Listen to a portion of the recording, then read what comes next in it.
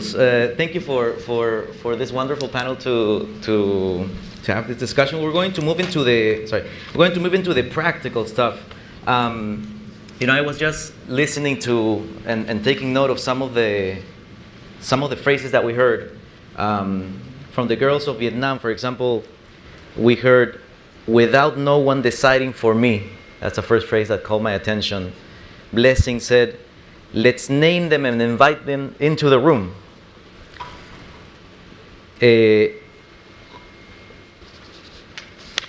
And I was really thinking, what is this about?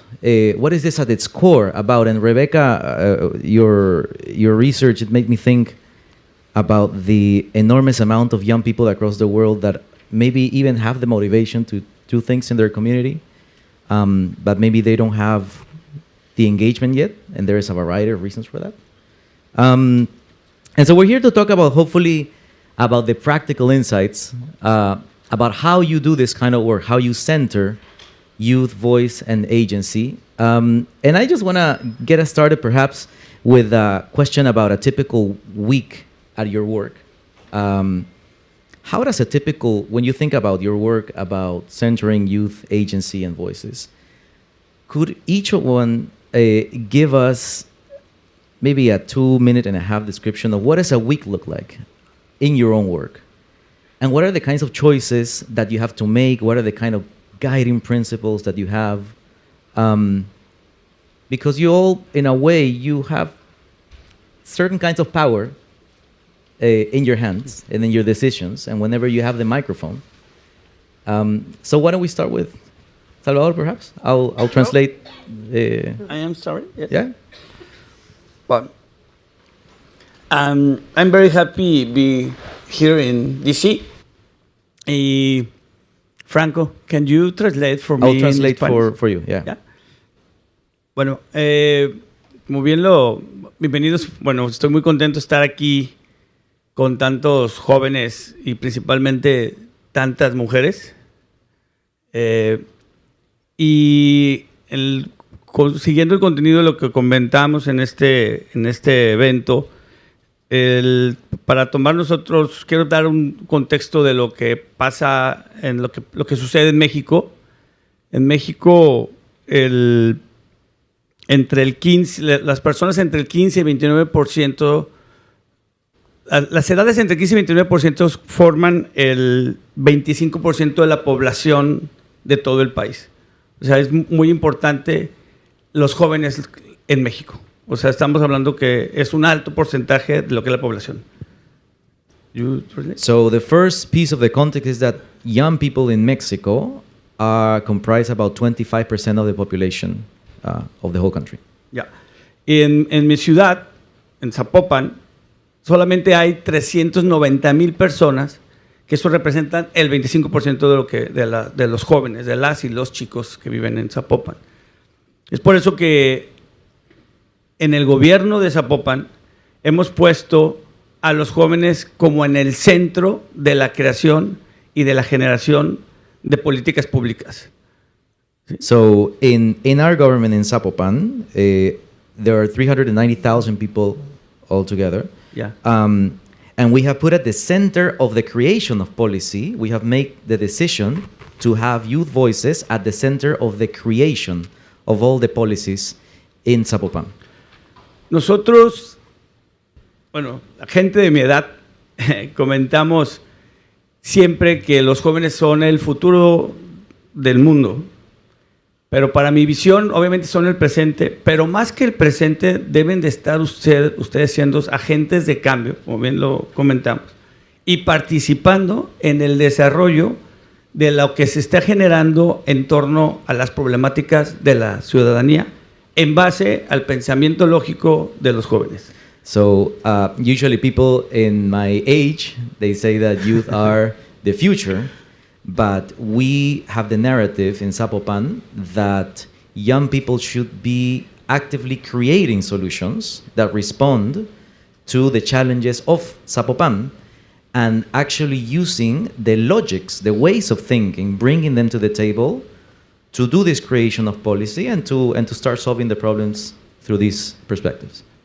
Y para finalizar esta parte es concluir en que realmente los protagonistas, los protagonistas deben de ser los jóvenes, porque realmente al punto de vista de lo que vemos en la visión desde el gobierno, que las generaciones han cambiado muchísimo y que realmente la generación tanto de centennials, and millennials, and generación X, and generación Z, realmente es una perspectiva de cambio totalmente diferente de la que vivimos nosotros.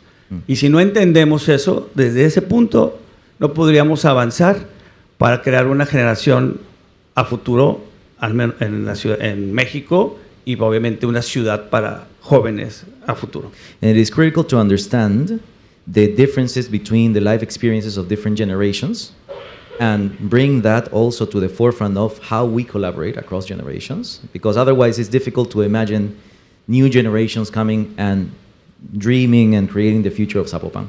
¿Sí? Gracias. I've collaborated with in Peru, and I know it goes against the grain to do that.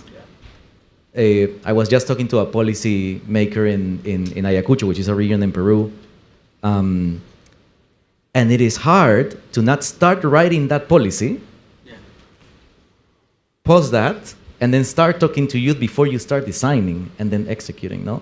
So how about Rebecca? How about if we go with you? What is a week of your life in working with youth? Very boring, I'm afraid. I sit in a lot of meetings. I sit at my computer. I write. I read. I analyze data. I don't think that's going to be very inspiring. But what I do is exciting for me, at least.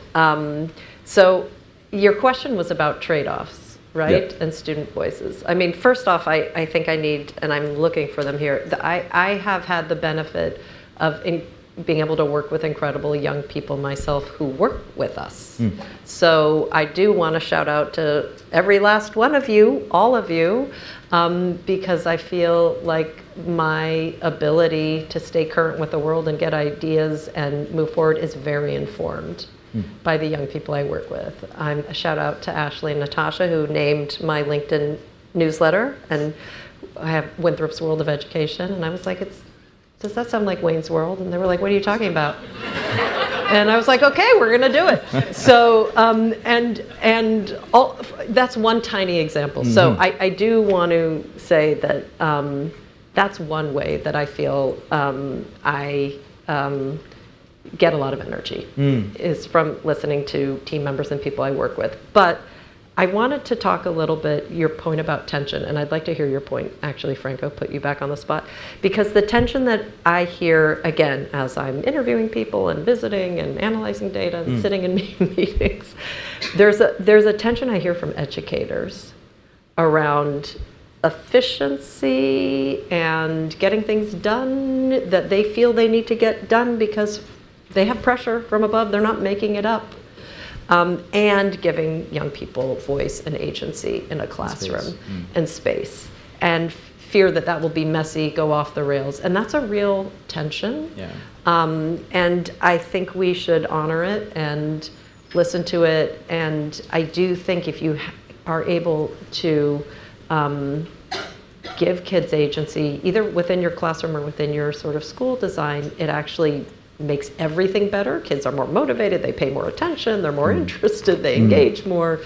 So I do think it's worth it, but I think there's a real tension. That is true. That is true. I think what I hear you say, and I love this part because I've spoken to a number of people across the world that collaborate with young people, and it is not often the case. It is often the case saying, I'm going to hear your opinion, and then I'm going to call the shot about the title of my LinkedIn channel. No, it is not that often that says you're going to influence and call some of the shots about my own work. No, I've heard people now talking across the world of being mentored both ways. I've experienced that. No, true mentoring from generation to generation. And I think that the tension that you speak about, I think it's also related to teacher isolation. No? Sometimes teachers are isolated in their work, and they feel all this tension and pressure with overloaded curriculums and directives. I think I've seen across the world that I've seen at the provincial and city level perhaps, when a collective of people from different roles agree that, like Salvador was saying, no, like the voice is important in all of our city, and want to help everyone, including teachers, regulate the spaces and regulate the pressures, because the local policymakers can do it. No? So I just find fascinating how the collective can help with this collective leadership. And I think that I was talking to Henry. Henry, how about you? You have a wide range of access to different young people's experience across the world. No? So how is your week or your month, and what are the main choices that guide your work? Well, I am actually still a student, so that means that I do still have to attend lecture and class on a daily basis. So as much as I enjoy participating in dialogues and conversations in various spaces, I do still have to turn in my homework on time. And so I'd actually like to say, for my professors who are watching this, I promise that I will turn in the essays as soon as I can, which may not be this week, but we'll see. But in terms of navigating spaces on a regular basis and attempting to sort of parse through principles that make engagement possible, I think a lot of young people can certainly relate to the experience of feeling invisible and unheard. And I think that is really most resonant for me when engaging with international institutions, with the United Nations, with humanitarian agencies, because many of the most basic documents, from operational manuals to charters to constitutions, don't actually recognize young people at all or even name them. So I invite anyone here, really, if you want to get into the details of what it means to be young, you'll find it most easily in the charters that the institutions you participate in, which mention students solely in terms of need, and need in terms of vulnerability, and need in terms of scale.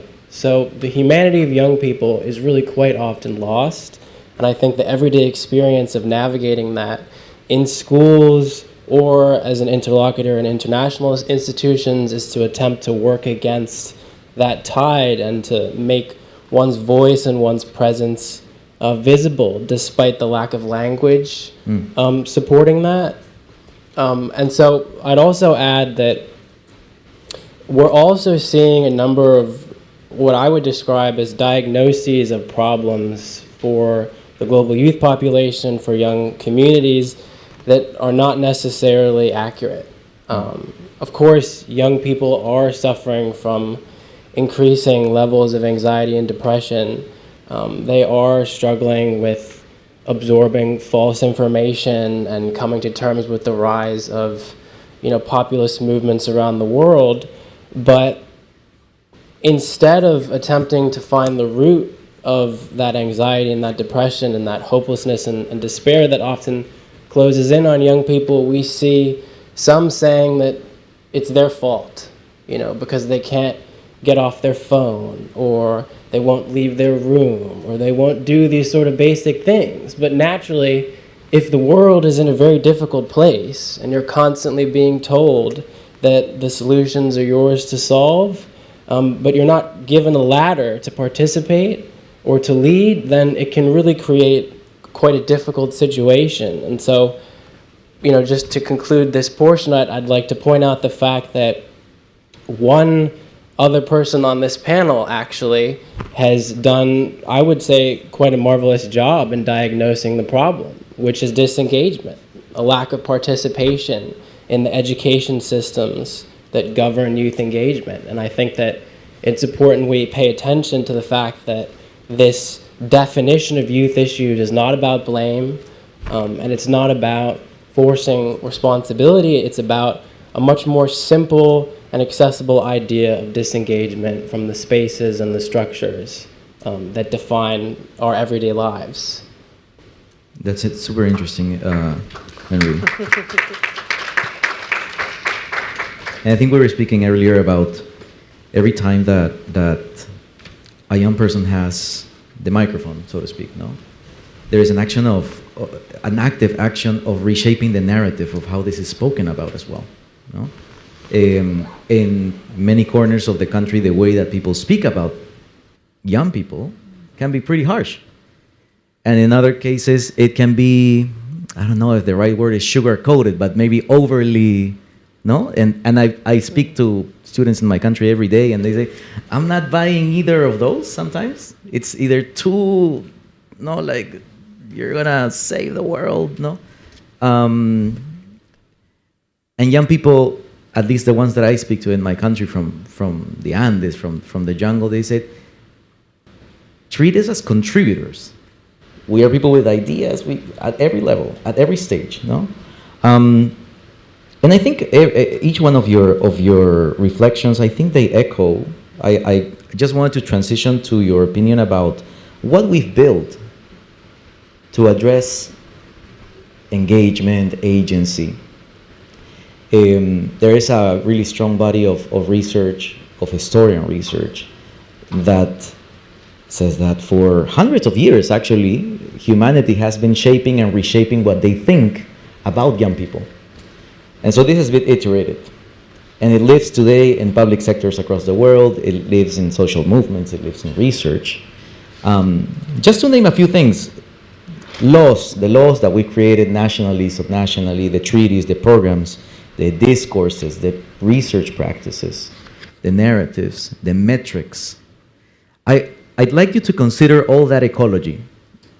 And maybe from your standpoint, where will you see that we're making solid progress in centering youth voices? And what, on the other side, what of this ecology, what of this ecosystem that we created globally maybe makes you a little bit disquiet, brings you a little bit of discomfort?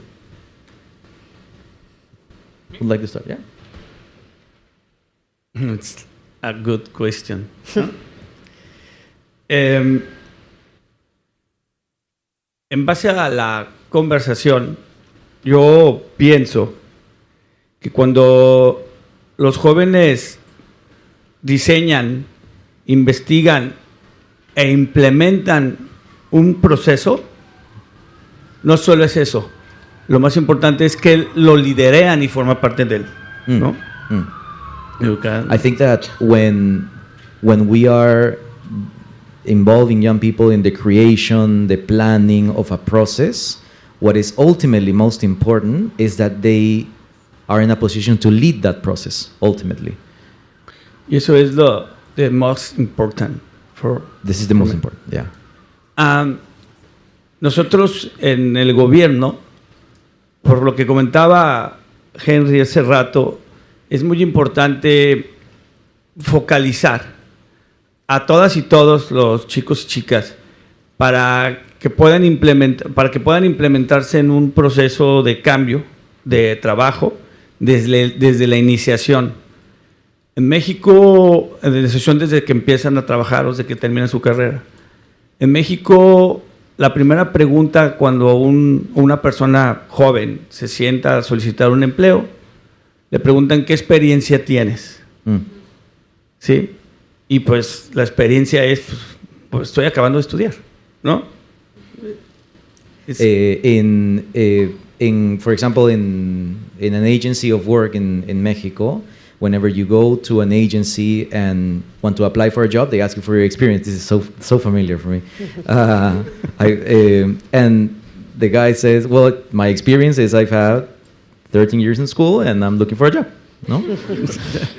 Entonces, en base a esta lógica, nosotros estamos implementando con la iniciativa privada o con las empresas y con el gobierno, hacer que estas personas logren incidir en la vocación de lo que están ustedes estudiando. Y nosotros somos los responsables de generar ese proceso de cambio de la remuneración económica para que esta empresa no tenga un costo, pero que sí tenga el talento. Las empresas y el gobierno son dos cosas distintas. Las empresas están en la búsqueda de talentos y el gobierno está en la focalización de lograr posicionar esos talentos. So the way that they're collaborating, for example, with the private sector is that they are making a joint effort and understanding what the private sector in Zapopan requires, but then also doing a elaborate effort for people to find their calling. Where do they want to insert themselves within the private sector? And this is how they're collaborating right now. Cuando logramos la búsqueda del talento y posicionar este talento es cuando logramos un mejor gobierno, una mejor ciudad y una ciudad más productiva para todas y todos los jóvenes que están siendo agentes de cambio y actuando en las ideas. Y quiero volverlo a repetir. Para nosotros, como aquí lo mencionan, es muy, muy, muy importante el saber cómo se han cambiado los modelos de vida, cómo se han cambiado los modelos de educación y cómo se están cambiando y cómo se está cambiando el mundo en temas de inclusión y en temas de empleabilidad. Yo hace 20 años nunca me imaginé que fuera a ser un sector productivo y lo estamos ya logrando incidir en el sector productivo en México, bueno, en mi ciudad, que los jóvenes desarrollaron contenido digital o que los jóvenes pudieran desarrollar su talento siendo comunicaciones por medio de un celular. Eso es importante entenderlo y cuando lo entendamos vamos a poder incidir en la gestión del conocimiento de cada uno y una de ustedes. So it's not only about finding talent. I think what Salvador is saying is most fundamentally is about the policy has to be infused with this notion of young people as change makers, and if that starts guiding the process of policy making, for example, for the search of a job of all the young people in that area, then you start thinking, okay, if I see them as change makers, then maybe I could enable digital content through their phones. I could enable spaces so that they can showcase and deepen their talents and showcase that to the private sector and then bring the private sector so that it's the identification of talent, but from a standpoint of youth as change makers, no? And that is, for example, what is influencing his policy. You want to go, Rebecca, maybe? Sure. What excites you and what disquiets you? What excites me and what disquiets me.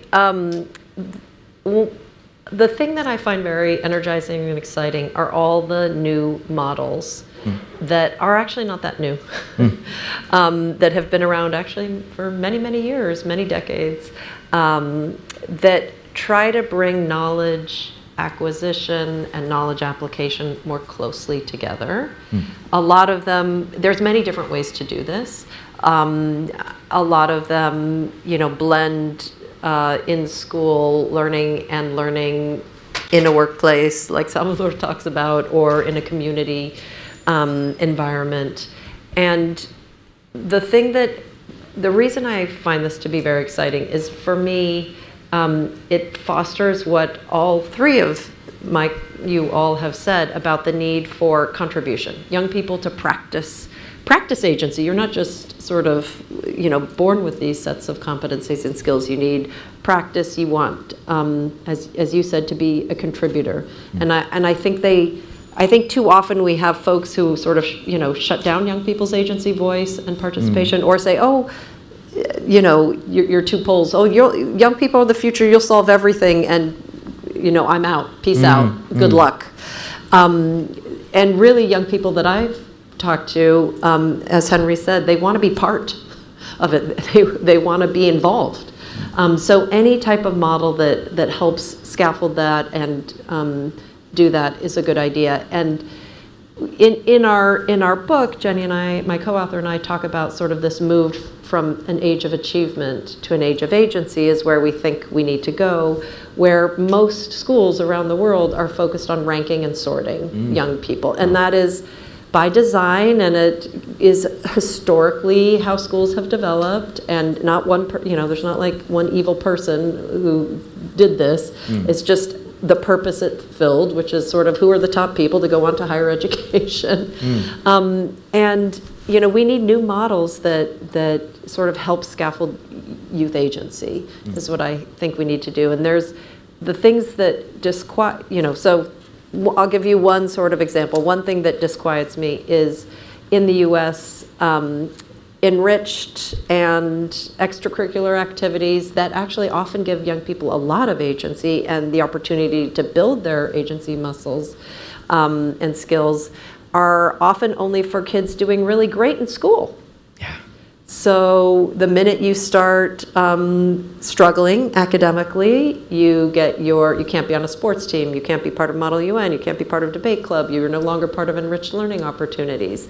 So in the US, if this is a national survey, if children are getting C's and D's, 30% of them are involved in extracurriculars, more or less, and children getting straight A's, 60% are involved in extracurriculars. So that is worrisome, because actually those types of opportunities are exactly what young people need who are struggling academically.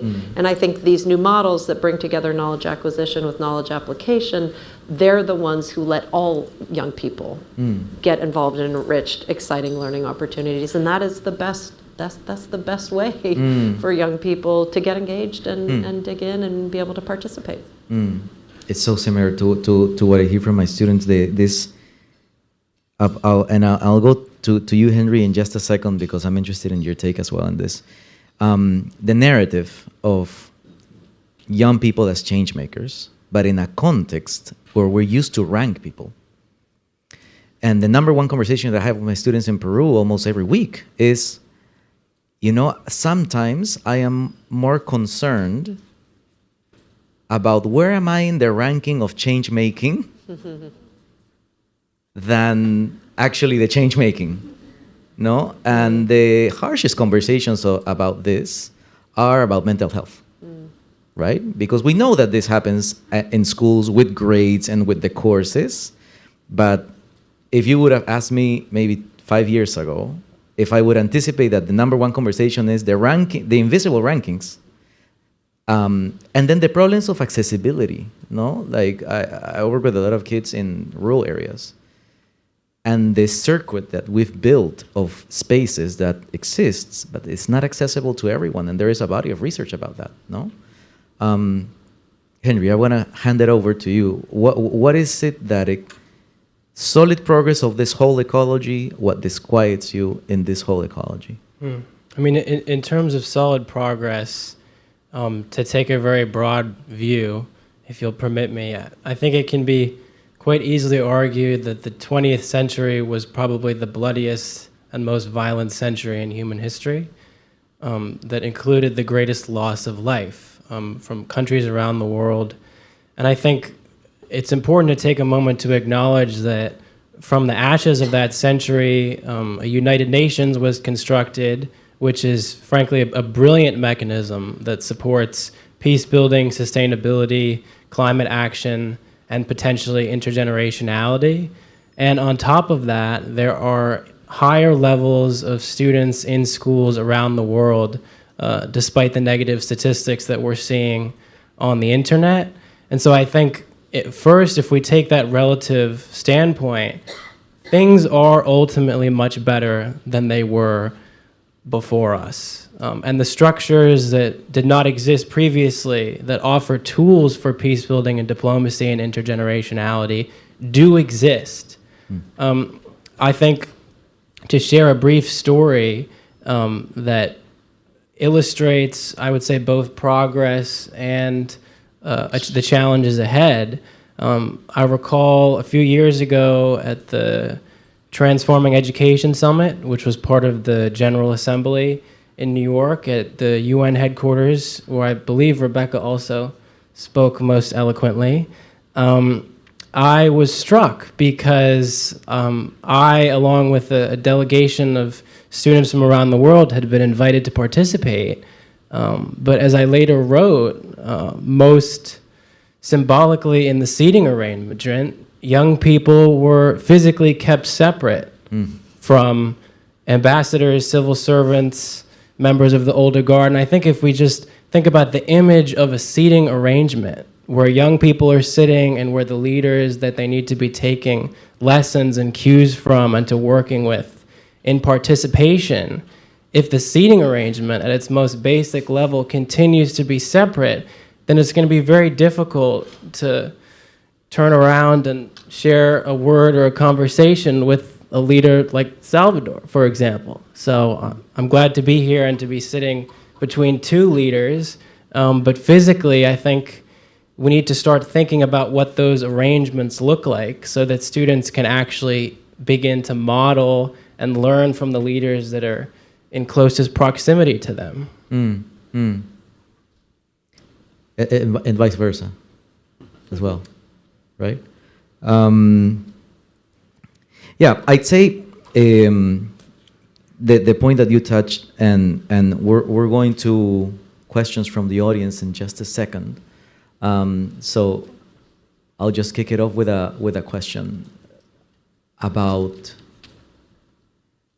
those organizations or people, whatever. They did put a check on a checklist because you were there, right? Or some. We've discussed this, that some of these practices are becoming technified in a way that sometimes makes us lose the essence, no? And there is a risk of that in every kind of sector, in research, in the public sector, in the NGO sector, and we've seen it time and again. So maybe as people are lining up for questions, I think we're going to take the questions in the mic. Okay, so we'll weave that in. I just want to leave that because I think that's a huge issue in this kind of work, the retaining the essence as the know-how about is building up. But let's open it up for questions and continue on the conversation so that Mike will travel across the room. So if anybody has a question now, this is the time to ask. Let's continue on the conversation. You can raise your hand. We'll come to you. You can raise your hand? Okay.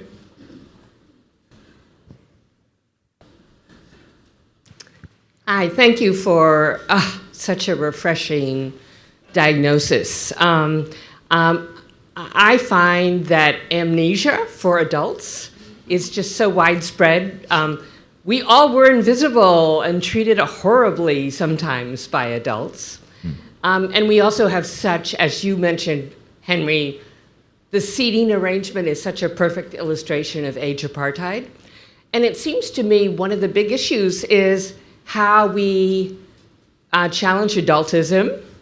And really, adults almost learn to listen again, to take off their professional hats, and truly be not just curious, but inquisitive. So it's not just youth voice, how are we, as you said, being co-creators? So I'd love almost a little bit of your reaction of how we retrain adults, and that also includes play, playful thinking. So I'm sorry, given you from amnesia to age segregation, but everything you're saying is so heartfelt. Thank you very much. Thank you so much for that question, as well as for the kind words. I think it's interesting that you mention retraining with regard to adults, because my initial reaction is that not every adult is meant to be in a position to teach and shape and mold the lives of young people. That's not to say that adults are incapable of doing so. It's just that we have a very complicated series of institutions that are meant to train and educate certain members of society to perform that role. And so I think with regard to the importance of safeguarding, it's not, in my view, possible to sort of say that every adult is meant to be a teacher, every adult is meant to be a symbol. I think obviously there are a number of steps that we can take to create opportunities for dialogue and understanding between parents and young people, between teachers and young people, and a series of sort of basic principles like trust and mutual respect that can certainly act as an antidote.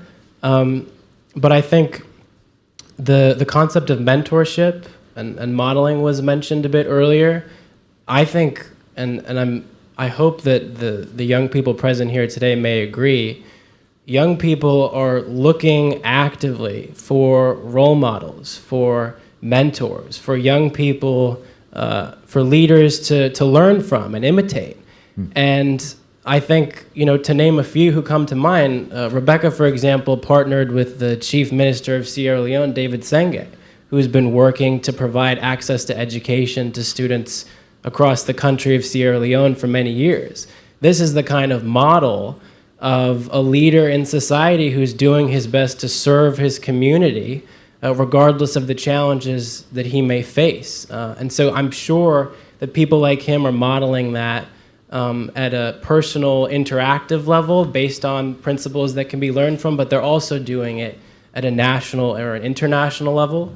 And so I think leaders like that, we have to be quite selective in recognizing and determining to learn from, and naturally that choice will ultimately be up to young people. You wanted to say something? Well, just on your point about adult amnesia, one of the things that we found in our research in the US was how often the number one thing kids said to us was they just wanted adults in their lives to listen to them. They were often talking about their caregivers, parents, grandparents. And it's not that parents don't listen to kids, it's just that kids feel like parents listen with advice at the tip of their tongue. And so we have to do a better job of really listening. Like, what really is it? And hold back on giving advice. Of course, we do give advice. That's our job. We are adults. We want to, help our young people sort of, not fall off the edge of a cliff if we can help it. But it's a sort of reflux. And we hear about that for educators as well. One of the practices that I found really impressive was around autonomy supportive teaching. And there's, again, this is work by a number of academics around the world, and they have sort of come up with 7 different teaching practices. The very first one is, when teachers come into the classroom and say, okay, we're doing a lesson on the solar system today. Before sketching out what the solar system is, I'm making this up, but whatever the lesson is, they ask students, does anybody have any questions about the solar system? Is anybody curious about anything in the solar system? That small little question before starting in, and then when kids have questions, they start there in their lesson. Again, that's a small tweak, but gives kids some steer in the learning process. I think Leslie had a question. I think there were several. Why don't you wanna take maybe a few questions so that we can, maybe let's take 3, 4, and then keep it. Welcome. Okay, thank you very much. My name is Joyce Arthur. I'm a master's student in international education policy at the University of Maryland. I am also a girls and women's rights advocate and a youth activist who is advancing education, equality, and empowerment in Ghana. So this year, I happened to participate in the CSW, the Commission on the State of Women, and then also the ECOSOC Youth Forum, both at the United Nations headquarters. And for both events, whenever the issue of education comes up, I realized that most activists there said that young people are losing interest and then confidence in education. Like now, young people do not want to learn anymore because of the whole issue of graduate unemployment and then all that. So I kept asking myself that what is going on with education? Like, what has gone wrong with education that I feel that in years ago and even currently, it was believed to be the one to address all our issues. What has gone wrong with it that now people are no longer interested in pursuing it? And how best can we, increase their interest in the field? And my other question is to Henry. So I have had the opportunity to engage in high-level meetings in Ghana with the government of Ghana and in other high levels. And throughout our youth advocacy, one thing that they keep saying is that, young people, we should build ourselves because we are the ones to address this whole meaningful youth engagement that we keep preaching, that they don't think that the older generation at this point, that there is a lot of issues on their neck to address, to listen to young people. So we should just keep quiet and then build ourselves. When the mantle is passed on to us, then we can make the change for the generation that will come after us. So Henry, do you think this is true? And how best can we change this perception? Maybe when I get a chance to meet them again, how can I best answer to this question? Yeah. Good morning. Marcel Riku from IREX. I like to maybe still delude myself that I'm young, but my back is increasingly telling me that may not be the case. Rebecca, my question is directed to you. I think you really lay out a compelling case for a significant challenge. You just talked about one specific idea that would be a pretty quick change, right? Like start your lesson with a question. But then you can imagine a range of things up to flipped classrooms, which take a lot more upfront effort or change. But does your argument lead to a fundamental it sounds like a fundamental rethink of secondary education. What's the point of it in the 21st century, and are we actually delivering on that? So maybe I may actually need to go buy your book, but maybe short of that, or in bridging to that, what do we need to be thinking about and doing? I think both here, but then also what does that mean for the rest of the world? Thanks.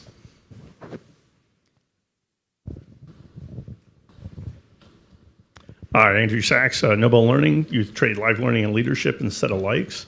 I feel like I'm going to be piling on with this. I've got youth in 168 countries. I had a polymath from Turkey, 15-year-old, say to me, "What's wrong with you old people?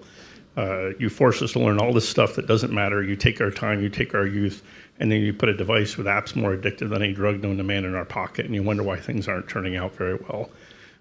Is our education system a control system unto itself? And that's the conflict that we've got. We've got these youth that know what's happening in our world. You can't hide the truth from them anymore.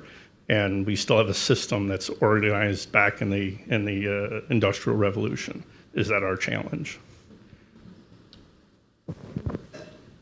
And I think Blessing? Yes. I think I'll be speaking on behalf of educators because I'm also in that line. We talk in these rooms and probably come up with solutions and perspective as to how things are done, but I feel there's a bit of disconnect between what happens in the classroom as an educator and what actually happens in rooms like this. And why do I say so? When we're in class, we discuss certain things that go wrong and how there's a curriculum overload, there's something new today, you're telling me to apply this principle. So how do we then bridge the gap between teachers and what happens in rooms like this? And oftentimes, I feel we also do not consult to hear the voices of the people who tend to do this work. Hence, young people are not interested because we see a lot of decline in young people going into the teaching world. If you hear us talk today, probably want to be researchers, but not necessarily a classroom teacher who would handle childcare, right? So how do we then pass on this message for them to understand and also to kind of reshape curriculum and also reshape perspective as to what happens and how we're able to carry out participation, particularly when it concerns the youth?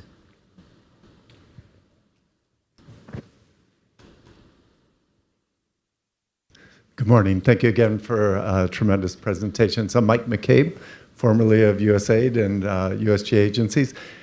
I want to go from what was mentioned already, kind of the barriers from adultism, to looking at the other side of the theme up there on voice.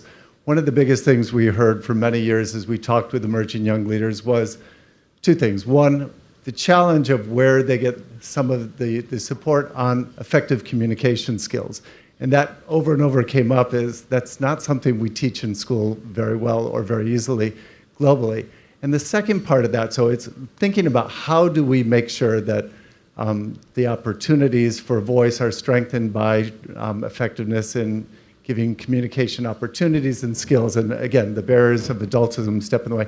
The second part of it, especially when we're talking about agency in policy development, is which young people are often invited, the easiest ones to bring to the conference, to the table, to the policy discussion. And over again around the world, it's a very small group often that are easy to reach and brought in. And if we truly are looking at amplifying this, it is how do we expand the set of core skills that allow young people to express that agency. And so in my last job, we were working across the Pacific, building a Blue Pacific Youth Initiative on climate action, focusing on rural-based youth dealing with their climate issues. And these are youth who had never been brought to any conference before or brought into formal trainings. And so I think we have to think about, as we're thinking about policy development, are we getting a representative set of voices to the table? Thank you. I think we can go ahead with this round. And if you want to react to what people have voiced, any one of you want to start? Yeah, I'm happy to jump in. I mean, I'll start with the most recent question. In terms of participation in conferences and other high-level events, I think it's an interesting sort of evolution that has come about that seems to have given an opportunity for young people to access spaces and opportunities that they might not have been able to otherwise. But one of the discussions that has actually been happening recently at the UN, particularly with regard to the new appointment of the Assistant Secretary General for Youth Affairs, is how can programming and ideas actually be brought to young people themselves in their own communities? Because it's certainly interesting and exciting to participate in an event such as this, to walk through the gates of United Nations headquarters, in a tight-fitting suit. But naturally, that I personally would say, in line with a number of other activists out there, which really quite few, as you correctly identified, that the ultimate goal is not necessarily to open the gates of quite prestigious institutions wider, but to make schools and public institutions where everyone has the availability and equality to participate, for them to actually invite in leaders and information. So I would sort of actually reverse that paradigm a bit and allow someone else to take one of the other questions.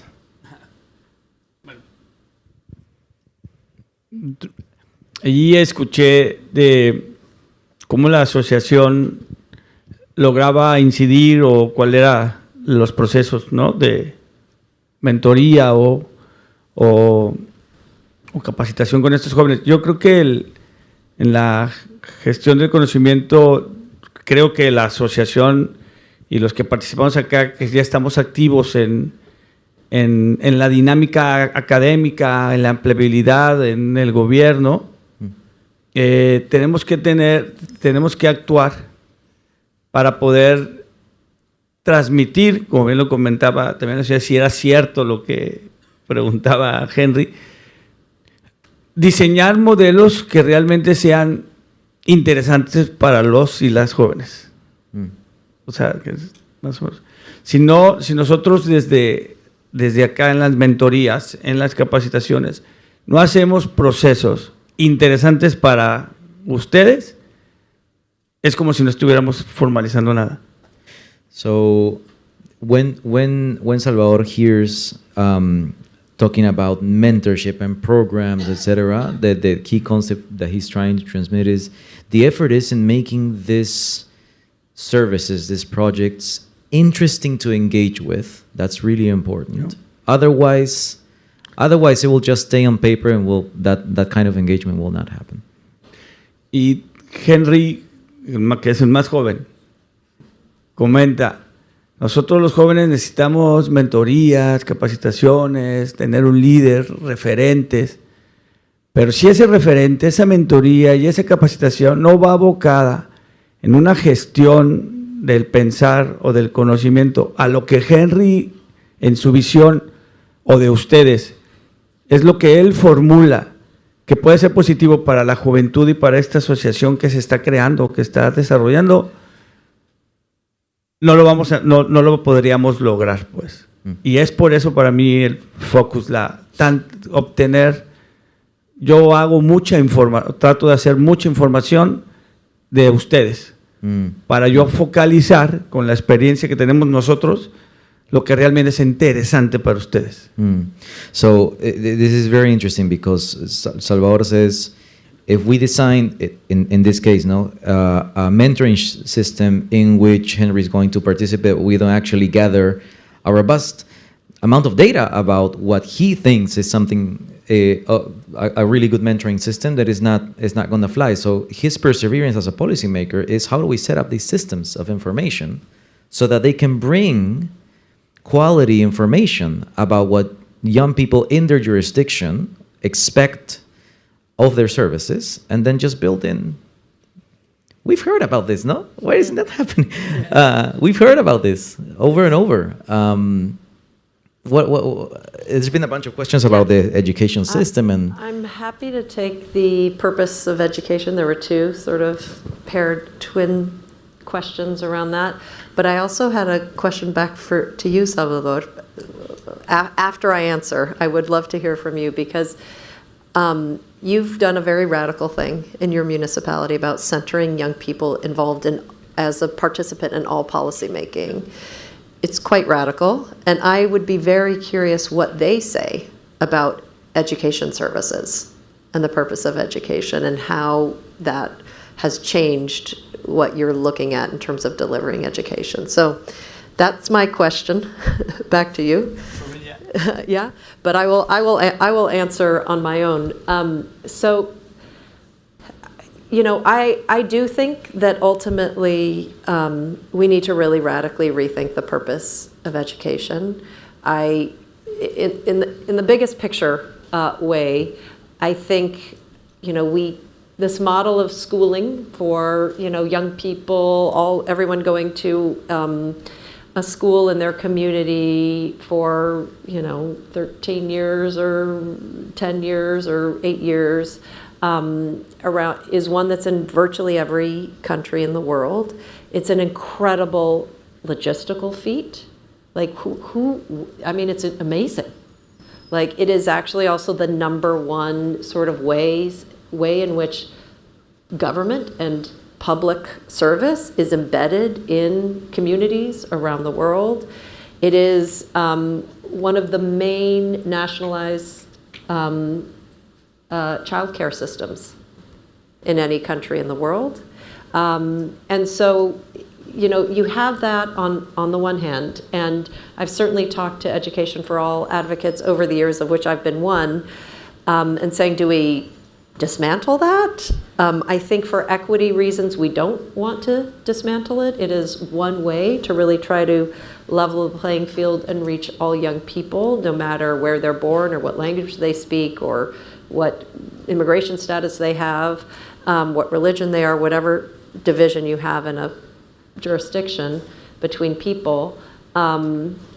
So the question is, what do you do with this system? We saw during COVID that it's not great to keep people isolated at home, especially young people. Young people need to be socialized, they need to be out. There's many ways to do that historically over the years. Young people worked.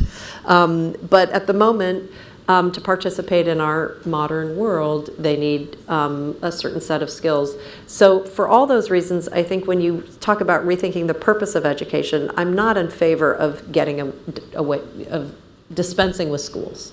I think there's a socialization nature, there's a childcare nature, which has huge impacts for gender equality, frankly, women around the world. It serves many functions. So for me, the idea is to really, reinvent that. What is it that a school could be in a community? Could it be a hub of democratic participation, of experiments with developing young citizens? Could it be that young people are learning skills, academic skills, but are actually involved in solving problems in their communities? And I would say it's much more than beyond high school. There's many networks, but one is Design for Change that, give young people agency as young as 5 or 6, of course, with a guided by an adult to solve problems in their community. And they identify problems. There's a great example of 6-year-olds being like, in the park I go to, this is one example, the trash cans are too high, I can't throw my trash away. So they, said, I want to have trash cans that are lower. Again, all young people can participate. And I think that's what we need to focus on, that really sort of that civic problem-solving nature of schools should sort of, with young people's participation and voice, should be a North Star that we aim for. Anyways, Salvador, what do young people say to you? Yeah. I know we have to close. Yeah. Espero responder bien tu pregunta. Quiero poner un ejemplo. ¿Sí?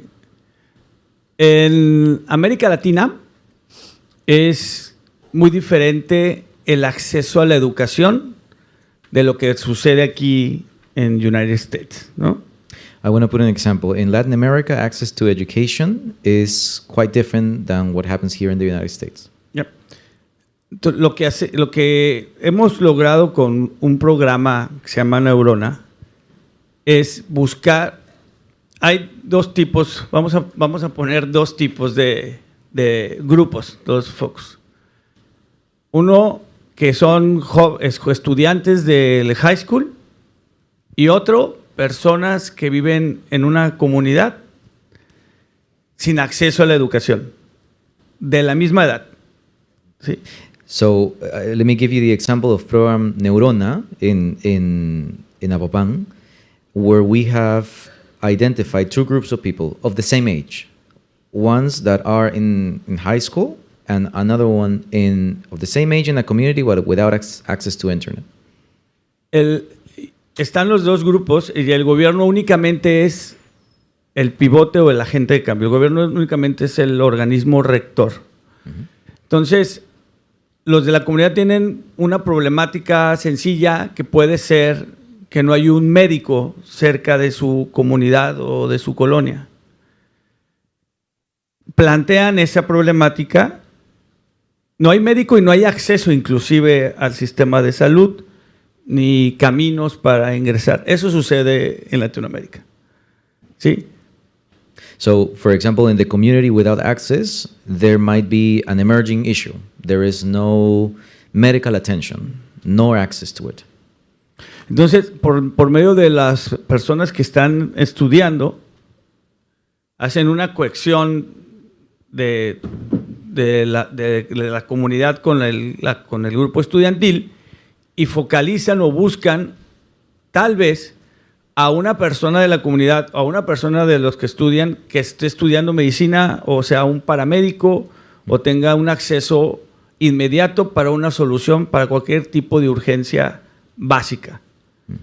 Entonces, al focalizar a esta persona, solucionas una problemática de que realmente no tenían ellos la idea de cómo hacer una solución a una problemática médica, ya sea un piquete de escorpión o una caída, una fractura. X o Y, algo simple, pues estoy haciendo una hipótesis, ¿no? Hipotéticamente. Sí. Eso lo hacen los jóvenes. Eso hacen los jóvenes. Los jóvenes de la universidad, con los líderes jóvenes de la comunidad, investigan, cuestionan e identifican para que ese identificado sea la solución de la problemática que sucede en la comunidad, pero que la hacen en cooperación. This is so cool. So the young people from the community without access to internet collaborate with young people that are in universities or in other fields to actually come up with a solution to this problem of lack of medical access. They identify a professional and then they craft their own solution, no? Basically, through the process. Yeah. Entonces genera esa cohesión de jóvenes estudiantes con jóvenes sin acceso y el gobierno empoderando a todos y todas. Entonces el gobierno es un actor principal, pero no participa en la solución de lo que viven los estudiantes y lo que viven en la comunidad, y nosotros actuamos en poder solucionar con recurso. So the government Público. positions themselves differently. Usually, it will go in and try to solve the problem directly. This case provides platforms for young people from different experiences in the territory to come together. The government does not intervene in the solution, just brings young people together and helps in whatever way they need for them to solve their own problem. And provides resources. And provides resources. Ya.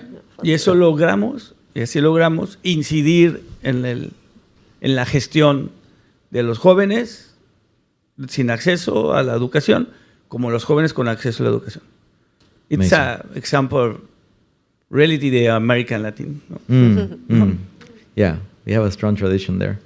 Well, you want to add something? Yeah, Henry? I know that there was one question from someone earlier. I know we're short on time, so I'll answer it as quickly as possible. If someone tells you to stop raising your voice, don't listen to them. Keep raising your voice until it is heard, and soon it will probably be louder than theirs.